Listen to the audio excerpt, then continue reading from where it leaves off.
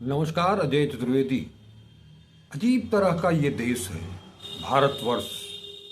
एक शख्स जब देश के संविधान की, लोकतंत्र की, आम आदमी की सुरक्षा की बात करता है, इंडियन स्टेट की बात करता है, तो उसे देशद्रोही करार दिया जाता है। जी हाँ, मैं बात राहुल गांधी की ही कर रहा हूं। वो राहुल गांधी जिन्होंने जब दिल्ली में कांग्रेस का अपना भवन, इंदिरा भवन, उसके उद्घाटन के मौके पर जब राहुल गांधी ने भाषण दिया था, उसकी कितनी देश भर में इन भाजपा के लोगों ने आलोचना की थी और उन्हें देशद्रोही करार दिया था।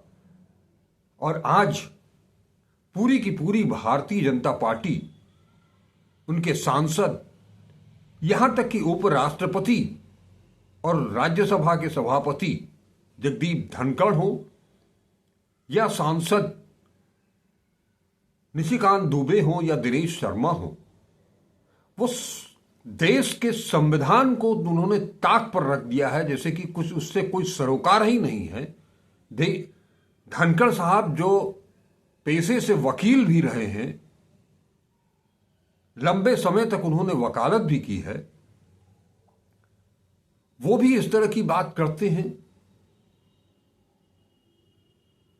कि सुप्रीम कोर्ट राष्ट्रपति को कोई आदेश नहीं दे सकता। संविधान से बड़ा, सुप्रीम कोर्ट से बड़ा और कौन है? राष्ट्रपति। अरे सुप्रीम कोर्ट ने जो आदेश दिया तमिलनाडु के गवर्नर को लेकर के, रवि साहब को लेकर के, 6-6 महीना, साल भर, 3-3 साल तक आप विधानसभा में पारित विधेयकों को आप डंप कर देते हैं। क्यों? यह अधिकार किसने दिया आपको? अगर आपके पास एक वैधानिक व्यवस्था के तहत विधानसभा में, विधानमंडल में पारित कोई विधेयक आपके पास भेजा जाता है जो कि जनहित से जुड़ा हुआ है, उसे आप डंप कर देंगे, उसे आप राष्ट्रपति को भेज देंगे। इस तरह से आप किसी विधानसभा को चलने नहीं देंगे। जहां पर विपक्ष की सरकार है, उसे एकदम से आप वहां भी आप अपने ही ढंग से शासन करेंगे।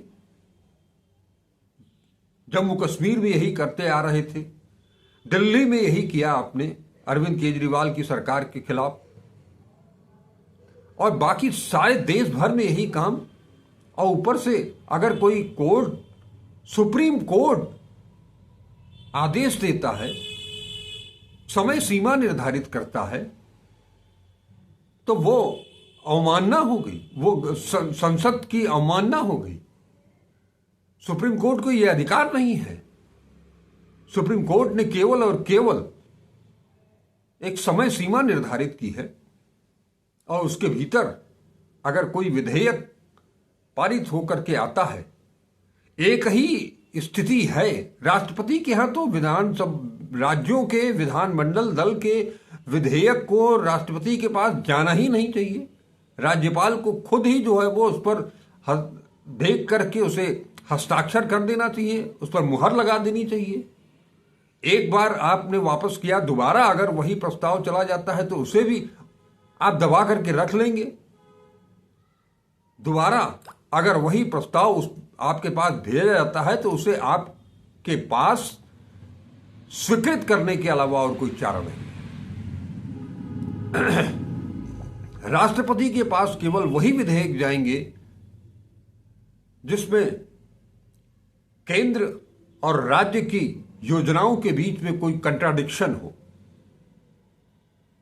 जगदीप धनखड़ साहब, राज्यसभा में विपक्ष बोलना चाहेगा तो उसे आप बैठा देंगे, नियम कानून की किताबें खोल करके पढ़ने लगेंगे।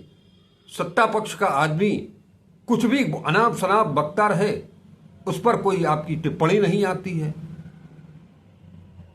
और तो और निशिकांत दुबे क्या कहते हैं, कैसे सांसद हैं ये बताइए। कोर्ट अपनी सीमाओं से बाहर जा रहा है, अगर हर किसी को सारे मामलों के लिए सर्वोच्च अदालत जाना पड़े तो संसद और विधानसभा बंद कर देनी चाहिए। आप कहना क्या चाह रहे हैं? सुप्रीम कोर्ट को अर्दब में लेने की कोशिश, इससे भी बात नहीं बनी तो आप अमेरिका हर चीज में हमको गवर्न करने लगा है, हमारे देश को। आप आर्टिकल 377 का मामला उठाते हैं और कहते हैं कि समलैंगिकता एक अपराध था। अमेरिका में ट्रंप सरकार ने कहा कि दुनिया में केवल 2 ही लिंग हैं, एक पुरुष दूसरा महिला, तीसरे की कोई जगह नहीं है। जितने भी धर्म हैं, चाहे हिंदू हो, मुसलमान हो, जैन हो, सिख हो, ईसाई हो, सभी मानते हैं कि समलैंगिकता एक अपराध है। सुप्रीम कोर्ट एक सुबह उठती है, वे कहते हैं कि हम यह आर्टिकल खत्म करते हैं। हमने आईटी एक्ट बनाया जिसके तहत महिलाओं और बच्चों के पोर्न पर लगाम लगाने का काम किया गया। एक दिन सुप्रीम कोर्ट कहता है कि वे 66A आईटी एक्ट को खत्म कर रहे हैं। अमेरिका की नकल करेंगे? अमेरिका कौन होता है उदाहरण देने उसे, जिसे कि हम उदाहरण के रूप में पेश करें? अमेरिका आदर्श कब से हो गया? हम एक संप्रभु राष्ट्र हैं, हमारा अपना संविधान है, हमारी अपनी व्यवस्था है, हम भी लोकतांत्रिक देश हैं, उनसे बड़े लोकतांत्रिक देश हैं। तब आप कहां रहे जबकि अमेरिका जो है वो हमारे नागरिकों को हथकड़ी और बेड़ियों में भी भेज रहा था। यहां पर सेना के विमान में महिलाओं और बच्चों को वॉशरूम तक जाने की इजाजत नहीं थी। तब आपकी बोलती क्यों बंद थी? अमेरिका कह रहा है। आर्टिकल 141 का हवाला देते हैं, कहते हैं कि हम अध्ययन किया है। यह आर्टिकल कहता है कि हम जो कानून बनाते हैं वो लोअर कोर्ट से लेकर सुप्रीम कोर्ट तक लागू होता है। आर्टिकल 368 कहता है कि इस देश की संसद को कानून बनाने का अधिकार है और इसकी व्यवस्था करने का अधिकार, इसकी व्याख्या करने का अधिकार सुप्रीम कोर्ट को है। वाह, सब कुछ आप करेंगे और सुप्रीम कोर्ट कुछ बोलेगा नहीं। मंदिर मस्जिद का विवाद हमारे देश में सनातन की परंपरा रही है, लाखों साल की परंपरा है। जब राम मंदिर का विषय आता है तो आप कहते हैं कि कागज दिखाओ, कृष्ण जन्मभूमि का मामला आता है तो कहेंगे कि कागज दिखाओ। यही बात ज्ञानवापी केस में कहेंगे। इस देश में धार्मिक युद्ध भड़काने के लिए सिर्फ और सिर्फ सुप्रीम कोर्ट, यानी कि आप सुप्रीम कोर्ट को गृह युद्ध भड़काने का आरोपी बता रहे हैं, चीफ जस्टिस को। हद हो गई है। कौन गृह युद्ध भड़का रहा है? कहां गृह युद्ध भड़क रहा है? कौन से राज्य में? कौन लोग भड़का रहे हैं? ये सीधे सीधे आप हमारी संप्रभुता पर, हमारी सेना पर, हमारे संविधान पर, हमारे सर्वोच्च न्यायालय पर हमला, जितना भी आपने अभी तक कहा है वो सब कुछ कोर्ट ऑफ कंटेम्प्ट बनता है। इस पर तो खुद ब खुद सुप्रीम कोर्ट को और सीजीआई को स्वतः संज्ञान लेते हुए कोर्ट कंटेम्प्ट दायर कर देना चाहिए ऐसे सांसद के खिलाफ और उन्हें जेल भेज देना चाहिए।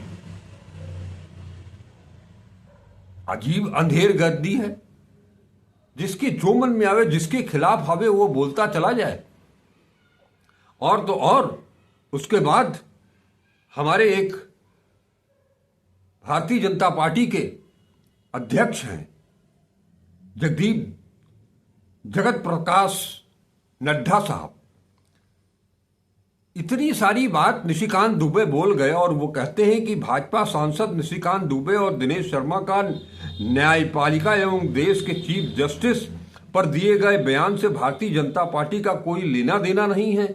यह इनका व्यक्तिगत बयान है, लेकिन भाजपा ऐसे बयानों से न तो कोई इत्तेफाक रखती है और न ही कभी ऐसे बयानों को समर्थन करती है। भाजपा इन बयान को सिरे से खारिज कर रही है। भारतीय जनता पार्टी ने सदैव ही न्यायपालिका का सम्मान किया है, उनके आदेशों और सुझावों को सहर्ष स्वीकार किया है, क्योंकि एक पार्टी के नाते हमारा मानना है कि सर्वोच्च न्यायालय सहित देश की सभी अदालतें हमारे लोकतंत्र का अभिन्न अंग हैं तथा संविधान के संरक्षण का मजबूत आधार स्तंभ है। मैंने इन दोनों को और सभी को ऐसे बयान न देने का निर्देश दिया है। सवाल ये नहीं है कि आपने उनके बयान को खारिज कर दिया, आपने सुप्रीम कोर्ट पर और सुप्रीम कोर्ट के मुख्य न्यायाधीश के ऊपर इस तरह का आरोप लगाया जा रहा है, देश में गृह युद्ध की बात की जा रही है। ऐसे व्यक्ति को तो सीधे सीधे पार्टी से निष्कासित किया जाना चाहिए, लेकिन ऐसा तो होगा नहीं, क्योंकि ये तो पूरी मिलीजुली पार्टी की, बीजेपी की, आरएसएस की, केंद्र सरकार की मिली भगत कहीं ना कहीं से दिखाई दे रही है। अन्यथा सांसद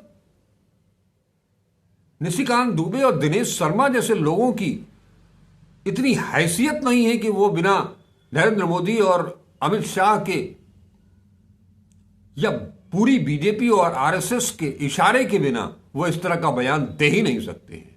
ये पूरी अब तो बात का बाकायदे ये चर्चा होने लगी है सोशल मीडिया में कि असली नरेंद्र मोदी के असली वारिस अमित शाह नहीं, निशिकांत दुबे हैं, उन्हीं को प्रधानमंत्री बना देना चाहिए। मैं इन ऐसी बातों का समर्थन कतई नहीं करता हूं, क्योंकि ऐसे लोग जो सांसद, जनप्रतिनिधि, सांसद क्या वो पार्षद बनने के काबिल नहीं हैं, इनकी बाकायदे इनके खिलाफ एफआईआर दर्ज होनी चाहिए। इनके खिलाफ मानहानि का, कोर्ट की अवमानना का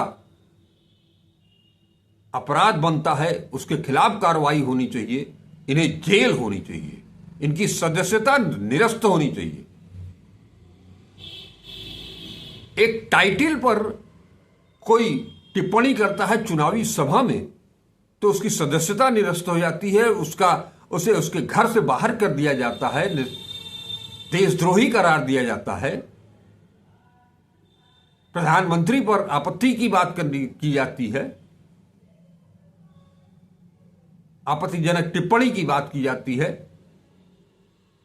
उत्तर प्रदेश के मुख्यमंत्री की फोटो कोई वायरल कर दे सोशल मीडिया पर तो उसके खिलाफ एफआईआर दर्ज हो जाती है।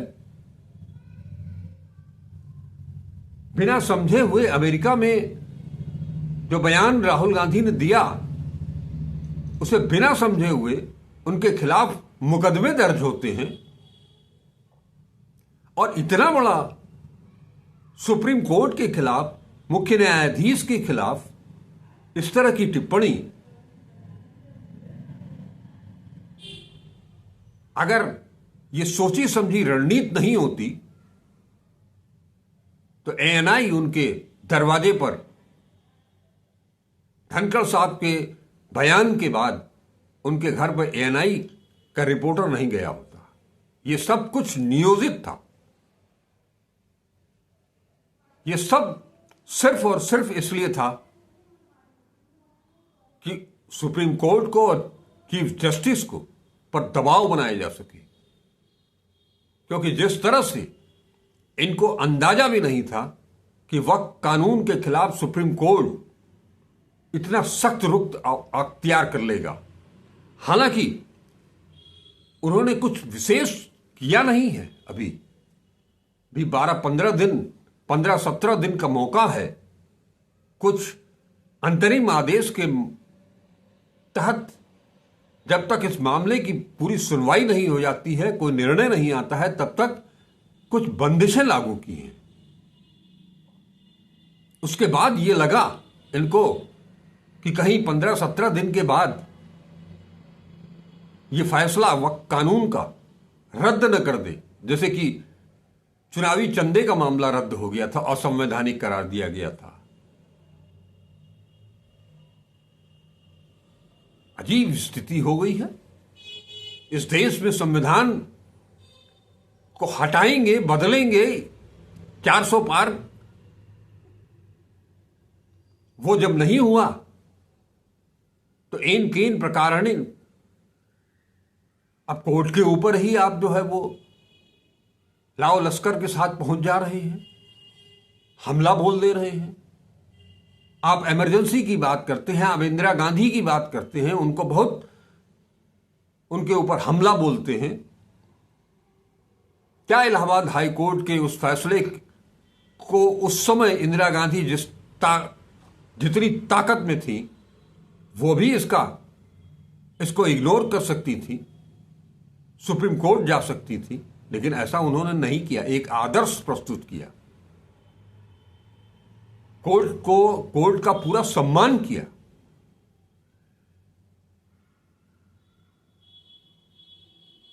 और एक ये सरकार है,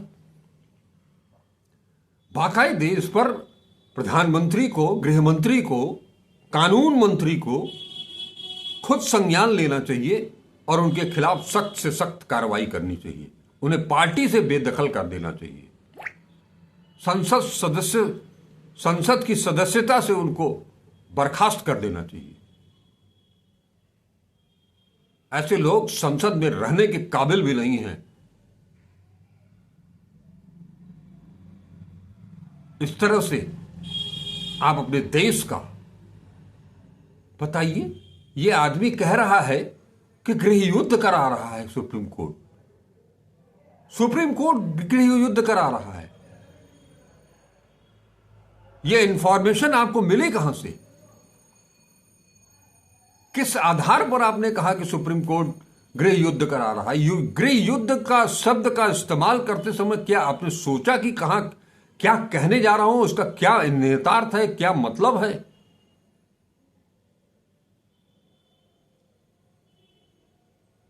समुदायों को बांट करके, बिरादरियों को बांट करके, आपस में लड़ा करके, विपरीत परिस्थितियां, गंभीर स्थिति पैदा करने वाले आप लोग, और आप ही कह रहे हो कि गृह युद्ध जैसी स्थिति पैदा हो रही है। इससे सर्वनाक कुछ हो नहीं सकता है। इसकी जितनी भर्त्सना की जाए उतनी कम है। यहां ऐसे लोगों के खिलाफ भर्त्सना शब्द, निंदा शब्द का इस्तेमाल भी नहीं होना चाहिए। इनके खिलाफ सख्त से सख्त कार्रवाई होनी चाहिए। चलिए आप देखते हैं कि सुप्रीम कोर्ट, हालांकि इस पर मांग उठने लगी है सॉलिसिटर जनरल से, क्योंकि इसके लिए अनुमति चाहिए, तो वो अनुमति भी मांगने की प्रक्रिया शुरू हो गई है और कोर्ट ऑफ कंटेम्प्ट का केस इनके ऊपर बहुत जल्द बनने वाला है। ऐसी स्थिति में कोर्ट इनके खिलाफ क्या फैसला लेता है, और कोर्ट को कोई दिशा निर्देश हमारे जैसा आदमी कुछ नहीं दे सकता, यही लोग बोल सकते हैं। लेकिन जब कोर्ट ऑफ कंटेम्प्ट का केस दर्ज होगा तो निश्चित तौर पर इन्हें पता चलेगा कि सुप्रीम कोर्ट की कितनी शक्ति है, कितनी ताकत। आप अभी से अगले चीफ जस्टिस पर दबाव बनाने की कोशिश कर रहे हैं। ऐसा होने वाला नहीं है। बी.आर. गवई इतने आसानी से आप उनको झुका नहीं सकते। वो देशभक्त हैं, न्यायप्रिय हैं। कई मामलों में उन्होंने महत्वपूर्ण फैसले दिए हैं।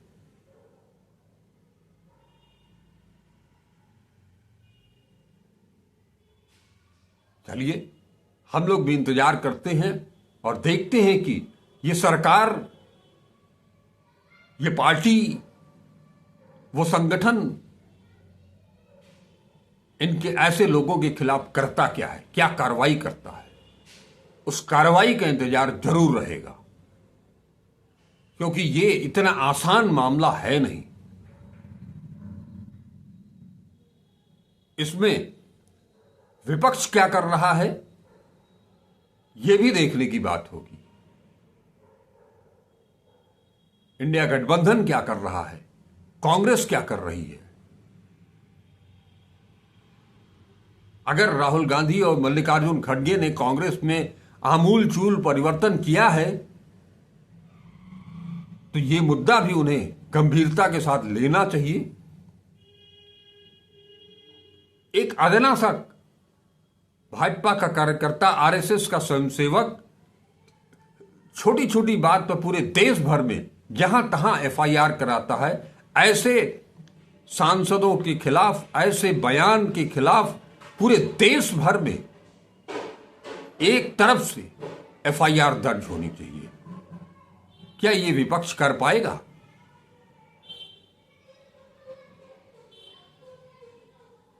आज बस इतना ही। इसी सवाल के साथ मैं आज अपनी बात को विराम देता हूं। फिर मिलेंगे, तब तक वीडियो देखें, पूरा देखें, अपने कमेंट्स दें, वीडियो को ज़्यादा से ज़्यादा शेयर करें और चैनल को अगर अब तक सब्सक्राइब नहीं किया है तो उसे सब्सक्राइब जरूर करें। नमस्कार, अजय चतुर्वेदी।